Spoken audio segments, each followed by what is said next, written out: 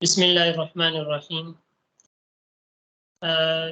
جی شروع کرتے ہیں۔ آج ہماری آیت ہے سورۃ النساء کی آیت نمبر 19۔ کھول لیں آپ لوگ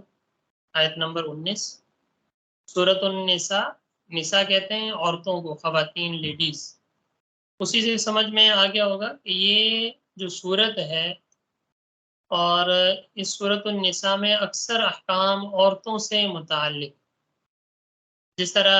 شروع میں وصیت کا تعلق ہے، پھر اس کے بعد میراث کے احکام ہے، پھر اس کے بعد نکاح کے احکام ہیں، اسی طریقے سے وہ حقوق یا وہ چیزیں کہ جن کا تعلق خواتین سے ہے، تو اکثر احکام خواتین کے اس صورت میں بیان کیے گئے۔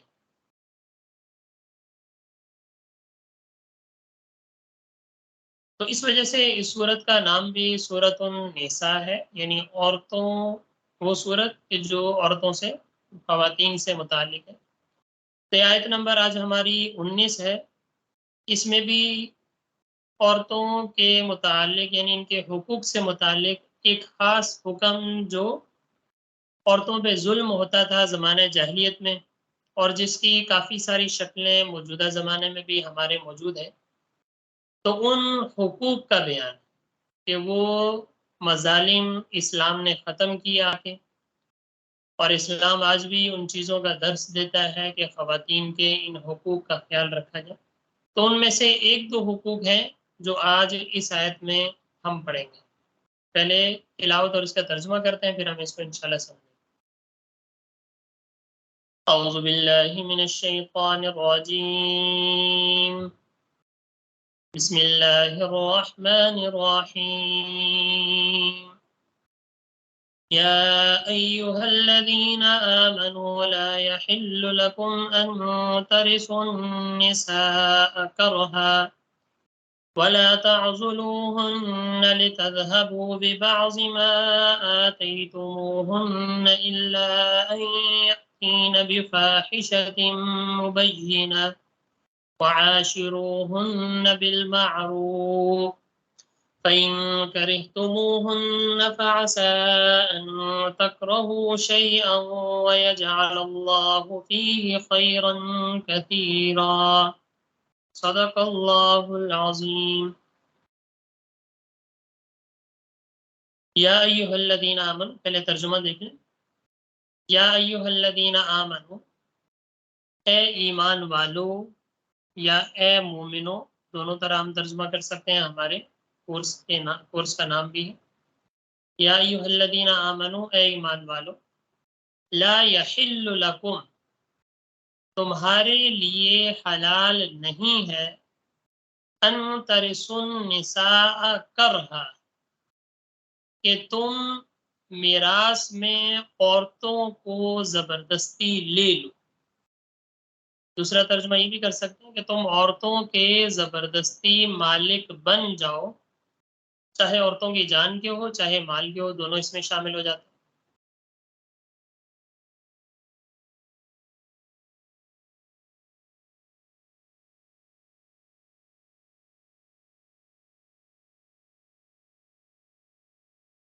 جی آواز آ رہی میری آپ کو؟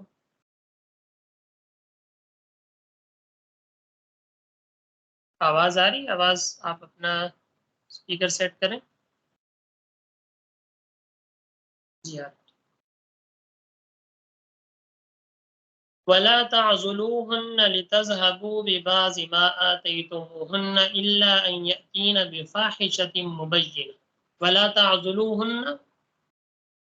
اور ان عورتوں کو زبردستی اپنے پاس روکے نہ رکھو، لِتَذْهَبُوا، تاکہ تم لے لو، بِبَعْضِ مَا آتَيْتُمُوهُنَّ، ان میں سے کچھ جو تم نے ان کو دیا ہو، الا ان یاتینا، مگر ایک صورت ہے کہ جس صورت میں تم لے سکتے ہو، الا ان یاتینا بفاحشۃ مبینہ، مگر یہ کہ وہ کریں کھلی بے حیائی، وعاشروہن بالمعروف، اور گزارا کرو ان عورتوں کے ساتھ اچھے طریقے سے، فإن کرہتموہن، اگر تم کو وہ اچھی نہ لگیں، یعنی عورتیں بعض اوقات شادی ہو گئی، شادی کے بعد اگر کوئی اس کی کوئی عادت اچھی نہیں لگ رہی، فَعَسَىٰ أَن تَكْرَهُوا شَيْئًا وَيَجْعَلَ اللَّهُ فِيهِ خَيْرًا كَثِيرًا، شاید تم کو پسند نہ آوے ایک چیز اور اللہ نے رکھی ہو اس میں بہت خوبی، یعنی کوئی دوسری خوبیاں اللہ نے رکھی ہو. اگر ایک پسند نہیں آ رہی تو لازمی نہیں ہے کہ کوئی عورت جو ہے اگر صورت کے لحاظ سے کچھ اچھی نہیں ہے لیکن اخلاق کے لحاظ سے اچھی، تو کچھ نہ کچھ اچھائی، اگر ایک چیز پسند نہیں آ رہی تو اس کی فکر میں نہ پڑو، اللہ نے اس کے علاوہ اس میں بہت ساری اچھائیاں تمہارے لیے رکھی ہوں، ان کو دیکھو، ان کی طرف دیکھو. یہ سورۃ النساء کی آیت نمبر 19 اور اس کے ساتھ 20 بھی ترجمہ کر لیں گے، اس کی تشریح بھی کر لیں گے. اس میں اللہ تعالیٰ نے عورتوں کے ظلم سے متعلق کہ جو زمانہ جاہلیت میں عورتوں پر ظلم و ستم کیا جاتا تھا،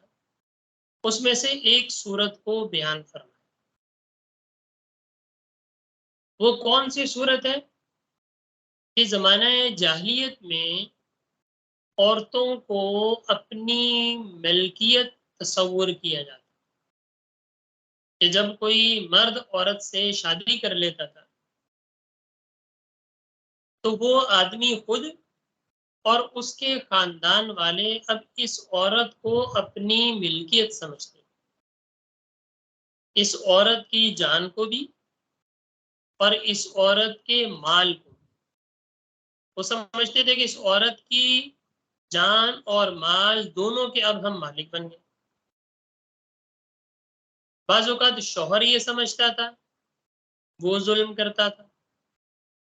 کس طریقے سے ظلم کرتا تھا اس کی مختلف صورتیں بیان فرمائیں کہ ایک صورت تو یہ ہے کہ وہ عورت کی جان مال اس کو اپنا ملک تصور کرتا کہ عورت میراث میں یا عورت اپنے گھر سے جو بھی مال لے کے آئی ہے یا عورت کی ملکیت میں جو بھی مال آیا ہے، کسی نے عورت کو گفٹ کر دیا، کسی نے عورت کو تحفہ دے دیا یا عورت کو کہیں میراث میں حصہ مل گیا، تو وہ یہ سمجھتا تھا کہ یہ مال اب میری ملکیت، کیونکہ عورت میری ملکیت، تو لہذا اس کی ہر چیز اپنی چیز تصور کرتا تھا اور اس کو جیسے چاہے اڑائے، جیسے چاہے خرچ کرے، کوئی مسئلہ نہیں. اسلام نے اس چیز سے منع فرمایا. اسلام نے کہا کہ جو بیوی ہے اس کی جو چیز ملکیت ہے اس کو والدین نے دی یا شوہر نے اس کو دی، شوہر نے اس کو مہر کے طور پہ مال دیا، شوہر نے اس کو کوئی مال گفٹ کیا، اس کی ملکیت کر دیا، تو اب اسلام کہتا ہے کہ یہ چیز بیوی کی ملکیت، وہ چاہے جیسے تصرف کرے، اس کی ملکیت ہے، اس پہ اپنی مرضی. لیکن زمانے جاہلیت میں کیا سمجھا جاتا تھا کہ نہیں، یہ عورت کے ساتھ، اس عورت کے ساتھ جب نکاح میں نے کر لیا تو لوگ اس وقت یہ سمجھتے تھے کہ اب یہ عورت بھی ہماری ملکیت ہو گئی، اس کی جان بھی ہماری ملکیت ہوگی اور اس کا جو بھی مال چاہے آیا ہے چاہے آئے گا وہ سارا ہماری ملکیت ہوگا، ہم جس طرح چاہیں اس کو خرچ کریں. ایک تو یہ صورت، اور دوسری صورت جو اس آیت میں خاص طور پہ اگلی آیت میں بھی بیان ہو رہی وہ یہ تھی کہ بعض اوقات شوہر کو شادی ہو گئی، شادی کے بعد اب شوہر کو بیوی پسند نہیں آئی یا کچھ عرصہ گزرنے کے بعد اب وہ محبت قائم نہیں رہی، تو اب شوہر کیا کرتا تھا اس کے ساتھ ظلم کہ اس کے حقوق بھی ادا نہیں کرتا تھا، حقوق زوجیت وہ بھی ادا نہیں کرتا تھا اور اس کو آزاد بھی نہیں کرتا تھا کہ وہ کہیں اور نکاح کر لے، بس اس کو زبردستی رکھا ہوا ہے، قید کر کے رکھا ہوا. پھر اس کی دو تین صورتیں ہوتی تھیں، یا تو اس وجہ سے قید کر کے رکھا تاکہ یہ عورت یہیں مر جائے اور اس کے بعد اس کا مال سارا میں ہڑپ کر لوں، یہ ظلم کرتا تھا، یا دوسرا زبردستی اس سے مجبور کرتا تھا کہ یہ عورت اپنا مہر وغیرہ بھی معاف کر دے اور یہ عورت اپنا مال وغیرہ بھی مجھے دے دے، پھر میں اس عورت کو آزاد کروں. تین صورتیں ہو گئی. تو یا تو شوہر اس طرح ظلم کرتا تھا یا اس طریقے سے شوہر کے بعد شوہر کا انتقال ہو گیا، شوہر کے مرنے کے بعد شوہر کے ورثہ یہ ظلم کرتے کیا ظلم کرتے تھے؟ وہ بھی اس طرح ظلم کرتے تھے، اس عورت کو اپنی ملکیت تصور کرتے تھے. بھائی ورثہ شوہر کا بھائی ہے یا شوہر کا والد ہے یا شوہر کا دوسری بیوی سے کوئی بیٹا ہے، تو وہ بھی اس عورت کو اپنی ملکیت تصور کرتے، چاہے جیسے مرضی ظلم کریں عورت پہ، جیسے مرضی کریں، اور جو عورت کے پاس مال ہے اس کو ہڑپ کر لیں. وہ بھی اس طرح کرتے تھے کہ شوہر کا جب انتقال ہو گیا تو اب اس کی بیوی کو عدت کے بعد کہیں اور شادی کرنے نہیں دیتے، یا تو زبردستی خود شادی کر لیتے تھے. شادی کرنے کا کیا مقصد کہ اس کا جتنا مال ہے سارا ہم ہتھیا لیں، اس کی جتنی پراپرٹی ہے ساری ہم ہتھیا لیں اور اس کو کچھ بھی نہ دیں، اور یہ بھلے یہاں غلطی سڑتی رہے، اس کو کون سا کسی نے پوچھنا ہے. ایک صورت یہ ہوتی تھی خود نکاح کر کے سارا مال ہڑپ کر لیتے تھے، ایک ظلم یہ کرتے تھے ورثہ. اور دوسرا ظلم اس طرح بھی کرا، خود نکاح نہیں کرتے، پسند نہیں ہے یا بوڑھی ہو گئی یا کوئی اس طرح کا مسئلہ ہے کہ نکاح نہیں کرنا چاہ رہے، اس کا نکاح کسی اور جگہ ہونے بھی نہیں دیتے. کہیں ایسا نہ ہو کہ اس کا نکاح کہیں اور ہو جائے اور یہ نکاح کر کے وہاں جائے اور سارا مال دولت بھی یہ لے جائے. نہیں، نہ نکاح خود کرتے نہ اس کا نکاح ہونے دیتے تھے، تاکہ یہ یہیں مر جائے اور اس کا جتنا مال وغیرہ ہے وہ سارا ہم ہڑپ کر لیں، سارا ہضم کر لیں. یہ تیسری صورت یہ تھی کہ اس کو مجبور کرتے تھے. کس طرح مجبور کرتے تھے؟ کہ دوسری جگہ تب شادی کرنے دیں گے، دوسری جگہ تب جانے دیں گے جب جتنا مال تمہاری ملکیت میں ہے یا جتنا مال شوہر کی ملکیت سے تمہاری ملکیت میں ہے وہ سارا تم ہمارے حوالے کر دو، پھر ہم تمہیں آزاد کریں. تو زمانہ جاہلیت میں اس طرح کے ظلم و ستم عورتوں پر کیے جاتے، اور اس کی مین وجہ کیا تھی کہ عورت چونکہ خود کمانے کے لیے، عورت چونکہ خود اپنے حقوق ادا کرنے کے لیے عام طور پہ باہر نہیں نکل سکتی، کمزور سمجھی جاتی ہے، تو اس کا وہ لوگ ناجائز فائدہ اٹھاتے، ناجائز فائدہ اٹھاتے ہوئے یہ عورت پہ ظلم کرتے تھے اور عورت کو اپنی ملکیت تصور کرتے. اسلام نے آنے کے بعد اس ظلم و ستم کو بھی ختم کیا اور عورت کو اسلام نے حقوق دیے. جتنے حقوق عورت کو اسلام نے دیے ہیں اتنے حقوق کسی معاشرے میں، کسی مذہب میں موجودہ زمانے میں جتنے بھی مذاہب ہیں یا جو دوسرے لوگ ہیں، غیر مسلم لوگ ہیں، جتنی تنظیمیں ہیں، اتنے حقوق کسی نے بھی عورت کو نہیں دیے جتنے اسلام نے عورتوں کو. اسلام نے صرف یہ نہیں کہا کہ ان کو جان مال، صرف یہ نہیں، ان کی عزت کرنا، ان کی حوصلہ افزائی کرنا، ان کا خیال رکھنا، ان کو ملکہ کی طرح رکھنا، ان کو شہزادیوں کی طرح رکھنا، یہ سارے اسلام نے حقوق عورت کو دی، تحفظ فراہم کیا اسلام نے عورت. ورنہ نہ اسلام سے پہلے کوئی ایسا تصور کہیں ملتا ہے ہمیں، اور نہ ہی موجودہ زمانے میں جو یہ تنظیمیں جو شور مچاتی ہیں عورت کے حقوق کو. جا کے دیکھیں یورپی ممالک میں، دیگر ممالک میں، امریکن ممالک میں جا کے دیکھیں عورتوں کے حقوق کیا ہے. تنظیمیں شور مچاتی ہیں، یہ حقوق ہے کہ عورتوں کو چار دیواری سے آزاد کرا دینا، یہ حق ہے. صرف کوئی تحفظ نہیں عورتوں کو، کوئی خیال رکھنے والا نہیں. عورتیں خود کما رہی ہیں، خود کر رہی ہیں، خود اپنا دفاع کر رہی ہیں، پتہ نہیں کیا کیا کر رہی ہیں.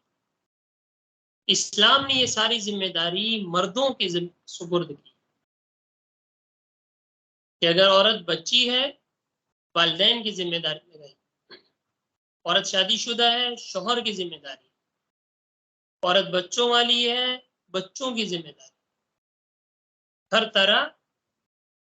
بہن کی صورت میں ہے تو بھائی کی ذمہ داری. اسلام نے مردوں کو عورتوں کا خیال رکھنے کا حکم دیا. تو یہ وہ آیت ہے جس میں یہ ظلم و ستم عورتوں پہ کیے جاتے تھے، ان کا سد باب اسلام نے اس آیت میں کیا ہے. دیکھیں یا ایھا الذین آمنوا، اے ایمان والو،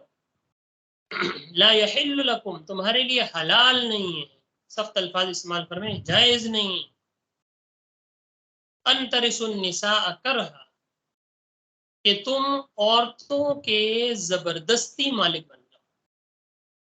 زبردستی مطلب یہ نہیں کہ رضامندی سے مالک بن سکتے، یہ مطلب نہیں ہے کہ عورتیں اگر راضی ہو جائیں ہاں بھائی تم میری ملکیت بننا چاہ رہے ہو تو زبردستی نہیں، رضامندی سے ملکیت بن جائے وہ بھلے بیچتے نہیں، ایسا مطلب نہیں۔ یہ وقت کے لحاظ سے کہ ایک عقل بھی یہ تصور کرتی ہے کہ ایک آزاد عورت ہے، آزاد عورت کی اپنی خواہشات ہیں، آزاد عورت کے اپنے ساری چیزیں ہیں، لہذا اس کو اپنی ملکیت تصور کر لینا، اس کے جان کو، اس کے مال کو اپنی ملک سمجھ لینا، یہ ایک عام عقل بھی اس کو جائز قرار نہیں دیتی۔ جب عام عقل جائز قرار نہیں دیتی تو لا یحل لکم تمہارے لیے بھی حلال نہیں ان ترثوا النساء کرہا کہ تم لوگوں عورتوں کے زبردستی مالک بن جاؤ۔ عورتوں سے مراد یا تو اس کی جان کے مالک، کہ ہم چاہیں تو یہ زندہ رہے، ہم چاہیں تو یہ مرے، ہم چاہیں گے اس کو جس طرح رکھیں، نہیں ایسا نہیں۔ اسلام نے تحفظ فراہم کیا، عورتوں کے اتنے حقوق بیان فرمائے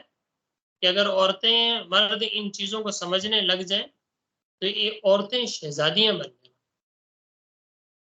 وَلَا تَعْضُلُوهُنَّ اور نہ روکے رکھو ان عورتوں کو اس واسطے کہ لِتَذْهَبُوا کہ تاکہ تم لے لو بِبَعْضِ مَا آتَيْتُمُوهُ کہ بعض جو تم نے ان کو دیا ہے، کہ بعض مال جو عورتوں کو دیا ہے چاہے وہ مہر کی صورت میں دیا، چاہے وہ کسی گفٹ کی صورت میں دیا،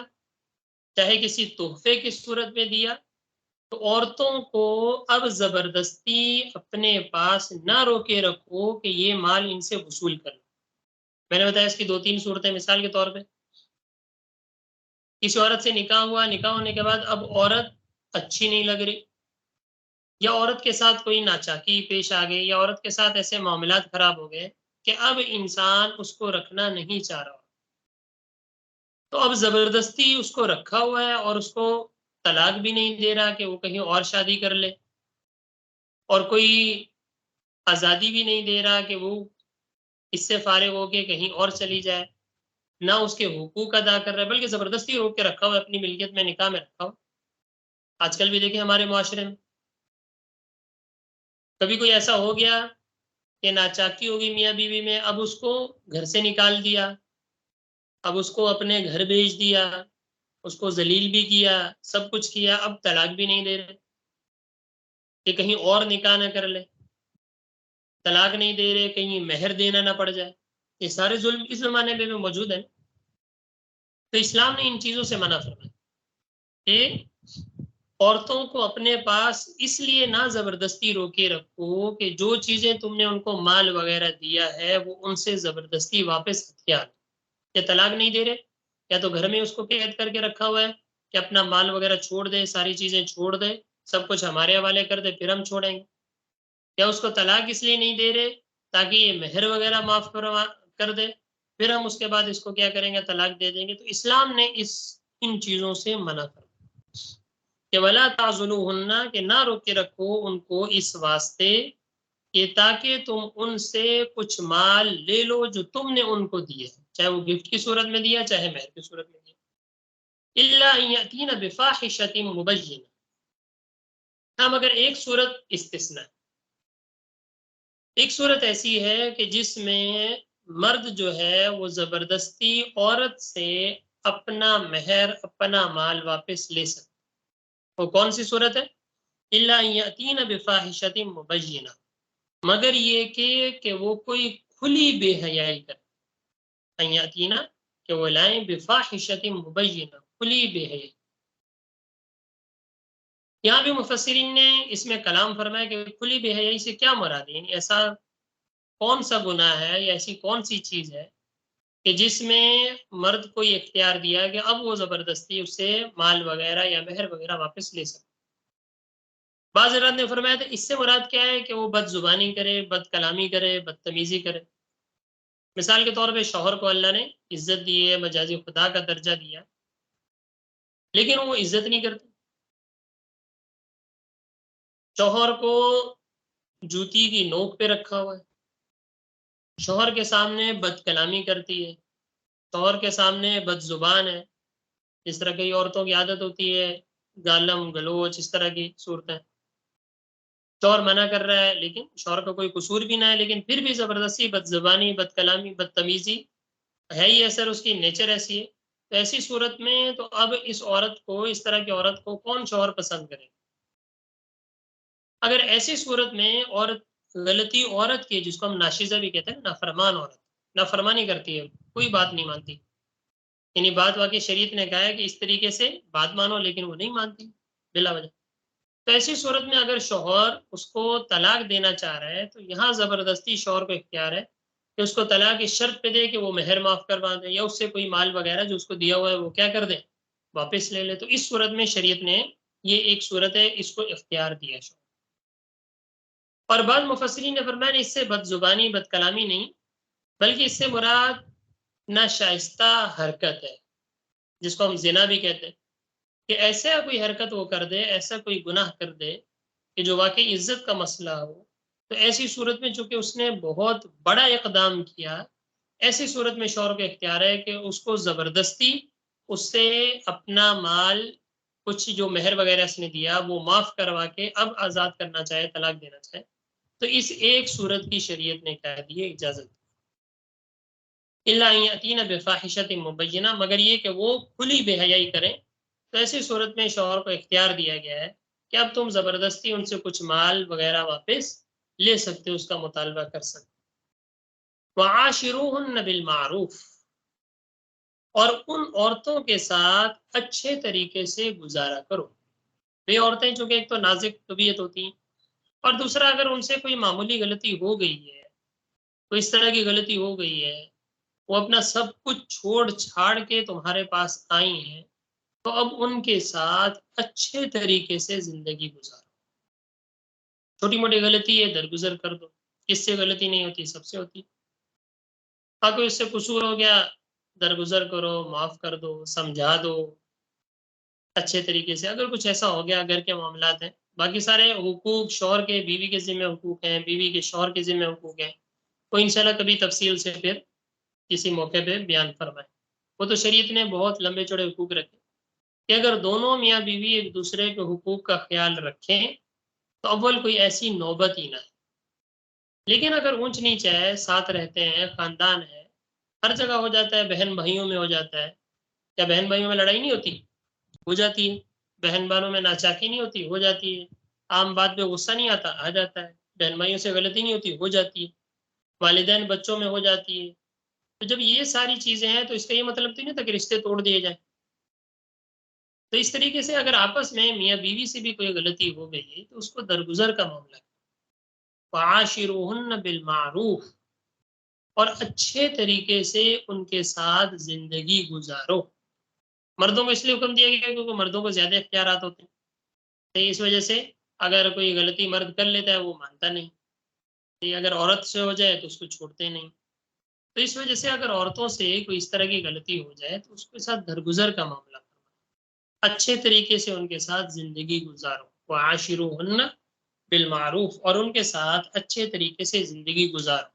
فَإِن كَرِهْتُمُوهُنَّ فَعَسَىٰ أَن تَكْرَهُوا شَيْئًا وَيَجْعَلَ اللَّهُ فِيهِ خَيْرًا كَثِيرًا، پھر اگر تم کو نہ بھاویں، تم کو اچھی نہ لگے، اگر ایسی صورت بھی آ گئی کہ کوئی عادت ہے، کوئی عورت ہے شکل کے لحاظ سے اچھی نہیں لگ رہی یا کسی اور لحاظ سے اچھی نہیں لگ رہی، کوئی نہ کوئی اس میں خامی ہے، تو کہہ رہے فَعَسَىٰ أَن تَكْرَهُوا شَيْئًا،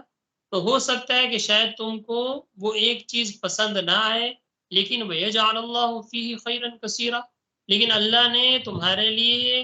اس خوبی کے علاوہ ہزاروں خوبیاں اس عورت میں رکھی ہوئی ہیں، اگر وہ شکل کے لحاظ سے تھوڑی سی ایسی ہے یا رنگ کے لحاظ سے تھوڑی سی ایسی ہے یا کسی اور لحاظ سے کوئی ایک عادت ایسی ہے کہ جس کی وجہ سے وہ تمہیں اگر پسند نہیں آ رہی یا تمہیں ناگوار لگ رہا ہے، لیکن اس کے علاوہ ہزاروں چیزیں اور بھی تو ہیں جو اس عورت میں اچھی ہیں، تو ان چیزوں کو دیکھو، فَعَسَىٰ أَن تَكْرَهُوا شَيْئًا وَيَجْعَلَ اللَّهُ فِيهِ خَيْرًا كَثِيرًا، شاید تم کو پسند نہ آوے ایک چیز اور اللہ نے رکھی ہو اس میں بہت ساری خوبی،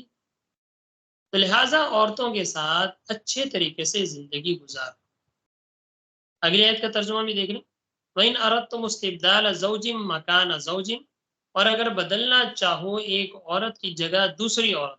ایک عورت کو چھوڑ کے دوسری عورت سے نکاح کرنا چاہو. فَآتَيْتُمْ إِحْدَاهُنَّ قِنْطَارًا، اور تم دے چکے ہو پہلی عورت کو بہت سارا مال. فَلَا تَأْخُذُوا مِنْهُ شَيْئًا، تو اب اس سے واپس نہ لو. کہ اگر پہلے کہیں شادی کی تھی، اس کو کوئی مال وغیرہ دیا، اس کو مہر وغیرہ دیا،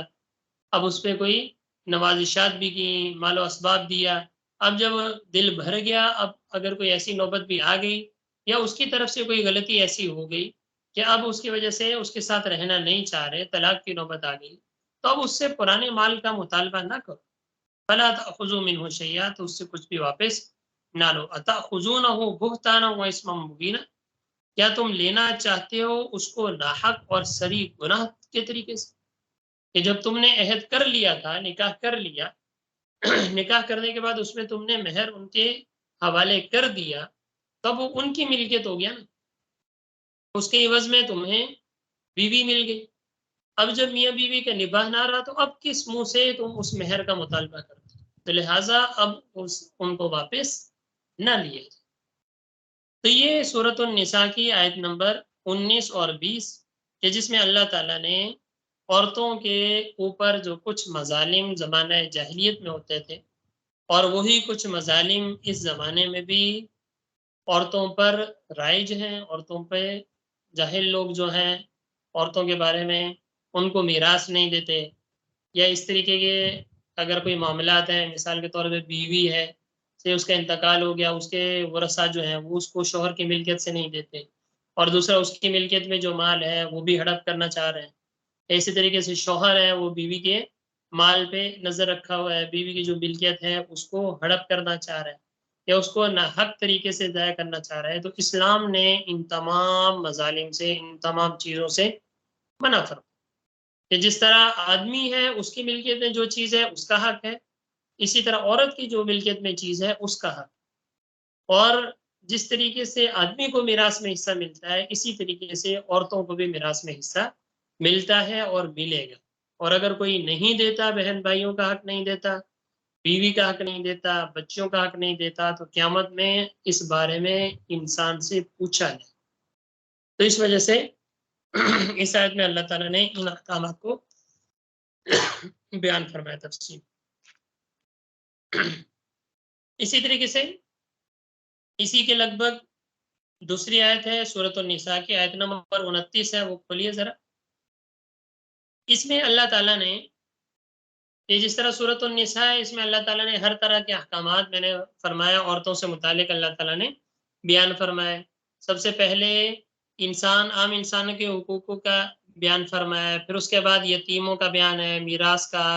اس کے علاوہ عورتوں کے رشتہ داروں کے جتنے بھی میراث کے احکام ہیں وہ اللہ تعالیٰ نے اس صورت میں بیان فرمایا. پھر عورتوں کے نکاح سے متعلق وہ احکامات سارے اللہ تعالیٰ نے بیان فرمائے. یہ جو آیت ہے سورۃ النساء کی آیت نمبر 29، اس آیت میں ایک عمومی حکم کا بیان جو تمام لوگوں سے متعلق.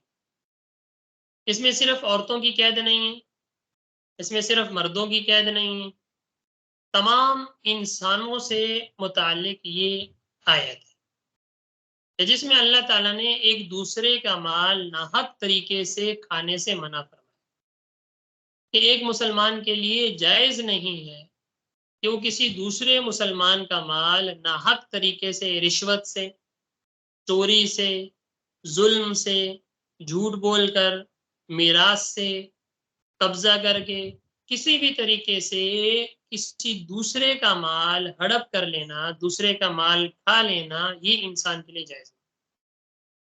پچھلی آیت میں تو خاص میاں بیوی سے متعلق تھا، رشتہ داروں سے متعلق تھا. اس آیت میں اللہ تعالیٰ نے عمومی حکم کو بیان فرمایا. پہلے دیکھ لیں آیت، دیکھ لیں ترجمہ دیکھیں، پھر تھوڑی سی تفصیل میں آتے. اعوذ باللہ من الشیطان الرجیم، بسم اللہ الرحمن الرحیم. يا أيها الذين آمنوا لا تأكلوا أموالكم بينكم بالباطل إلا أن تكون تجارة عن تراض منكم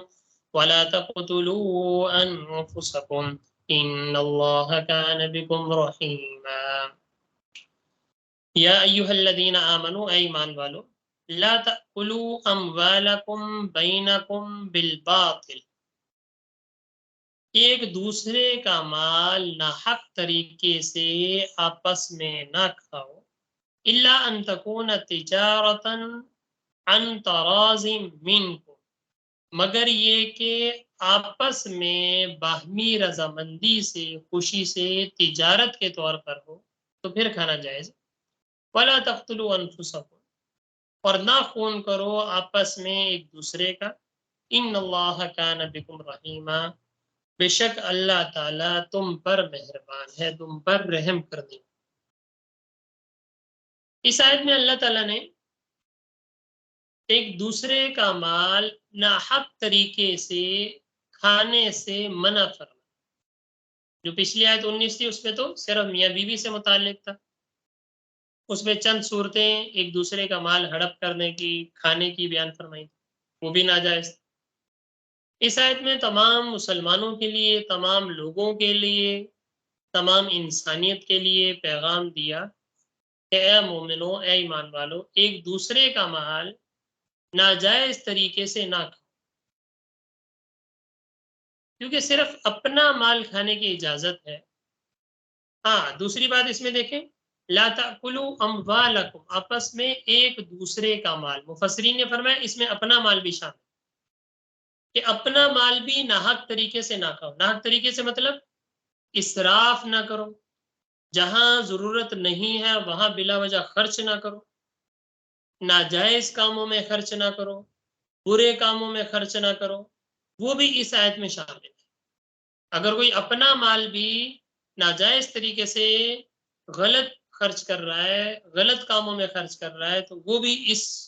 وعید میں شامل ہے، وہ بھی اس آیت میں شامل ہے، اس کو بھی منع کیا جاتا ہے کہ جس طرح دوسرے کا مال ناجائز طریقے سے کھانا جائز نہیں ہے، اسی طریقے سے اپنا مال بھی ناحق طریقے سے کھانا جائز نہیں۔ شراب کے کاموں میں لگا دیا،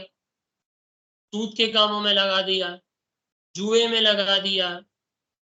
غلط چیزوں میں لگا دیا، فضول چیزوں میں لگا دیا، قتل کرنے میں لگا دیا، دہشت گردی میں لگا دیا، یہ سارے ناجائز طریقے۔ جس طرح دوسرے کا مال ناحق طریقے سے کھانا جائز نہیں، اپنے مال کو بھی ان غلط کاموں میں استعمال کرنا جائز نہیں۔ یا ایھا الذین آمنوا، ایمان والو، لا تأکلوا اموالکم بینکم بالباطل،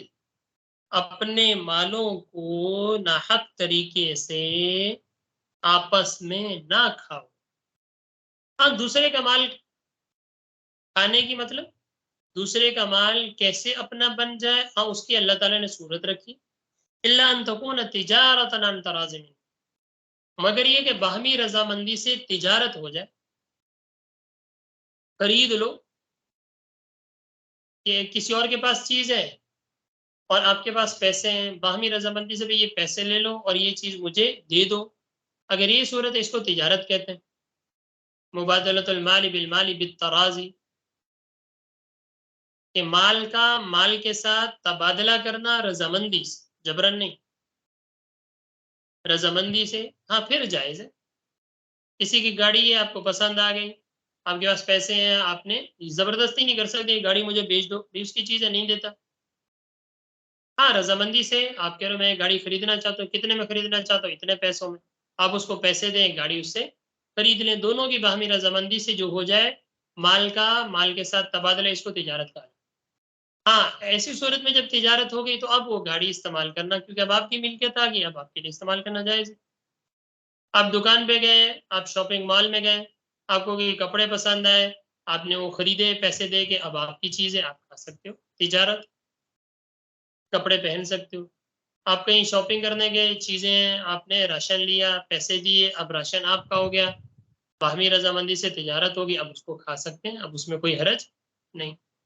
تو باہمی رضامندی سے اگر کچھ ہو جاتا ہے یا کوئی آپ کو گفٹ کر دیتا ہے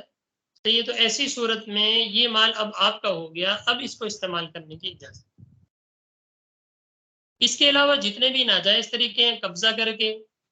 سود کے ذریعے سے، رشوت دے کے، چوری کر کے، ڈاکہ ڈال کے، غصب کر کے، یہ سارے طریقے اسلام نے حرام قرار دیے، اس کو ظلم قرار، چاہے وہ رشتہ داروں کے آپس میں ہو، چاہے کسی غیر کے ساتھ معاملات ہوں، چاہے کسی غیر مسلم کے ساتھ. کہ غیر مسلم آپ کے ملک میں رہتے ہیں، زبردستی اس کی دکان لوٹ لی، زبردستی اس کے ہوٹل پہ خون خرابہ کر کے ساری چیزیں زبردستی آپ نے قبضہ کر لیا، تو یہ صورتیں جائز نہیں. ناحق طریقے سے کسی کا مال کھانا جائز نہیں ہے. جس طرح دوسرے کا مال کھانا جائز نہیں، اسی طریقے سے اپنے مال کو ناجائز طریقے سے اسراف میں خرچ کر دینا، یہ بھی اسلام نے منع کیا. ہاں احتیاط سے، اللہ نے اگر مال دیا ہے تو مال دینے کا یہ مطلب نہیں کہ اب اس کو بے تحاشا خرچ کیا جائے، نہیں، کنجوسی بھی نہ کی جائے. جہاں اللہ نے حقوق رکھے، میاں بیوی کے حقوق رکھے، رشتہ داروں کے حقوق رکھے، اس کو ادا کیا جائے. ہاں باقی مال بچایا جائے، سیو کیا جائے، اسلامی کاموں میں لگایا جائے، اچھے کاموں میں لگایا جائے، زکوٰۃ ادا کی جائے، صدقات وغیرہ دیے جائیں، جو واجبات ہیں وہ ادا کیے جائیں. باقی مال بچتا ہے اس کو سیونگ میں لگائیں، اچھی جگہوں میں لگائیں، اپنے بیوی بچوں کے فیوچر کے لیے لگائیں. تو یہ سارے ان چیزوں کے لیے، نہ یہ ہے کہ بھیجا اسراف شروع کر دیا، اب مال آ گیا، اب حد سے بڑھ کے گاڑیاں لینا شروع کر دیں، اب حد سے بڑھ کے موبائل لینے شروع کر دیے، اب حد سے بڑھ کے بڑی بڑی ہوٹلنگ شروع کر دی، پتہ چلا سارا مال اڑا دیا. صحیح، جہاں 10,000 خرچہ کرنا تھا وہاں 50,000 خرچہ کرنا، یہ سارا اسراف کی زمرے. تو اپنا مال ناحق طریقے سے نہ کھاؤ. انما اموالکم اولادکم فتنہ، دوسری آیت میں ہم نے پڑھا تھا، یہ تمہارا مال اور تمہاری اولاد آزمائش. یہ دونوں ایسی چیزیں کہ بندے کے اپنے اختیار میں نہیں.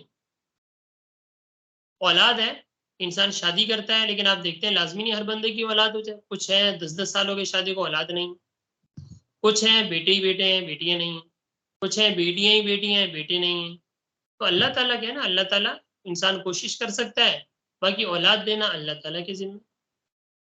اسی طریقے سے مال بھی انسان کے اپنے اختیار میں نہیں ہے، انسان کوشش کر سکتا ہے. آپ دیکھتے ہیں دو ساتھی ہیں، دونوں نے کاروبار کھولا ہوا ہے، ایک نے سامنے ہوٹل کھولا، ایک نے اس طرف کھولا. ایک کا ہوٹل دن رات چل رہا ہے، دوسرا بیچارہ بیٹھا ہوا ہے، کوئی آتا ہے بھئی یہ بھی تو وہی چیزیں بنا کے کھلا رہے ہیں، لیکن یہ رزق کے فیصلے تو اللہ نے کرنا ہے. تو جب اللہ کہتے ہیں یہ دونوں تمہارے اختیار میں نہیں ہے، جب اللہ دے دے کسی کو اولاد یا اللہ دے دے کسی کو مال، اب ان دونوں کو صحیح طریقے میں صحیح جگہ استعمال کرنا، یہ اب انسان کی ذمہ. اگر اولاد بگڑ گئی تب بھی پوچھا جائے، اور اگر مال دیا تھا، مال صحیح استعمال نہیں کیا، ناجائز کاموں میں استعمال کر دیا، جہاں استعمال کرنا تھا وہاں نہ کیا، اسراف کے کاموں میں مال خرچ کر دیا، جہاں کرنا چاہیے تھا وہاں نہ کیا، تو اب اس زکوٰۃ ادا کرنی تھی نہیں کی، صدقات دینے تھے نہیں دیے، اب اس کے بارے میں قیامت کے دن پوچھا جائے. تو اے ایمان والو، لا تأکلوا اموالکم بینکم بالباطل، کہ اپنے مالوں کو ناحق طریقے سے نہ کھاؤ، مگر یہ کہ ان تکون تجارتا عن تراض منکم، مگر یہ کہ باہمی خوشی سے، باہمی رضامندی سے آپس میں تجارت کا معاملہ ہو جائے تو پھر کھانا جائز. ولا تقتلوا انفسکم، اور اپنے آپ کو آپس میں قتل بھی نہ کرو، ایک دوسرے کا ناحق خون نہ کرو، لسانیت کی بنیاد پہ ہو، قومیت کی بنیاد پہ ہو، کسی بھی بنیاد پہ ہو، کسی مسلمان کا ناحق خون کرنا جائز نہیں، کسی بھی مسلمان چاہے وہ کوئی بھی. ان اللہ کان بکم رحیما، بے شک اللہ تعالیٰ تم پر بڑا مہربان. اللہ تعالیٰ تو مہربان ہے، رحم کرنے والا ہے، لیکن انسان خود تو کوئی انسانیت اختیار کرے نا. جب انسان خود انسانیت سے نکل جاتا ہے تو پھر انسان سے بڑا ظالم کوئی نہیں. اللہ تعالیٰ تو تب رحم کرتا ہے نا جب انسان بھی اپنے اوپر رحم کرے نا، انسان شریعت کے مطابق چلے، شریعت کے مطابق عمل کرے، شریعت کے مطابق سارے معاملات رکھے، تو پھر اللہ تعالیٰ رحم کرے. مگر نہ اللہ تعالیٰ اپنی رحمت کے دروازے بھی بند کر دیتے، پھر طرح طرح کے عذاب آتے ہیں، طرح طرح کے فساد آتے ہیں، طرح طرح کی چیزیں آتی ہیں، طرح طرح کے زلزلے آتے ہیں، سیلاب آتے ہیں، جس میں ساری تباہیاں ہو جاتی ہیں. وجہ کیا ہے کہ انسان اپنے رب سے دور، اپنے رب سے تعلق پیدا کیا جائے، اپنے رب کے قریب رہا جائے. اور رب سے قریب رہنے کا طریقہ کہ اللہ والوں سے قریب رہے. جب اللہ والوں سے قریب رہے گا تو انسان خود ہی یہ چیزیں انسان کے دل میں پیدا ہوتی جائیں گی. انسان خود ہی اللہ کی طرف راغب ہوگا. انسان خود ہی اللہ کی طرف شوق انسان کو پیدا ہو. بس اللہ تعالیٰ سے دعا ہے کہ اللہ تعالیٰ جو کچھ پڑھا گیا اس کو سمجھنے کی اور اس پر عمل کرنے کی توفیق عطا فرمائے. اور اللہ تعالیٰ ہمارے معاشرے کو بھی یہ چیزیں سمجھنے کی توفیق عطا فرمائے. اور آپ خود بھی کوشش کریں گے جو چیزیں سمجھتے ہیں اس کو آگے جو آپ کے احباب ہیں ان تک پہنچانے کی, ان کو سمجھانے کی. تو یعنی کم سے کم سمجھا سکیں یا کم سے کم ترغیب دے سکیں. اس طریقے سے ہماری کلاس ہوتی ہے, اس طریقے سے ہمارا درس وغیرہ ہوتا ہے, ایک اکیڈمی ہے اس کی طرف سے یہ ساری چیزیں ہمارے فائدے کے لیے سکھائی جاتی ہیں. تو کچھ نہ کچھ فائدہ اگر کسی کو ہماری کسی بات سے پہنچ جائے تو یہ بھی ہمارے لیے صدقہ جاری ہے. صدقہ جاری ہے کہ آپ نے کسی کو نیکی کی طرف راغب کر دیا, وہ جتنی بھی نیکیاں کرے گا اس کا ثواب اس کو تو ہوگا, آپ کو بھی ہوتا رہے گا. آپ نے کسی کو اسلام کی طرف راغب کر دیا, وہ کچھ سیکھ رہا ہے, اس کو تو اس کا صلہ ملے گا, اس کے ساتھ ساتھ ہمیں بھی اس کا اجر و ثواب ملتا رہے. تو اللہ تعالیٰ سے دعا ہے کہ اللہ تعالیٰ جو کچھ پڑھا گیا اس پر عمل کرنے کی اور اس کو سمجھنے کی توفیق عطا فرمائے. اور اللہ تعالیٰ ہماری اس محنت کو, چھوٹی سی محنت کو قبول فرمائے اور اسی کو ہماری نجات کا ذریعہ. جی آپ لوگ اپنا خیال رکھیے گا. آپ کوئی سوال وغیرہ ہو تو وہ آپ لوگ پوچھ لیں, میں ریکارڈنگ تھوڑی کلوز کر لوں.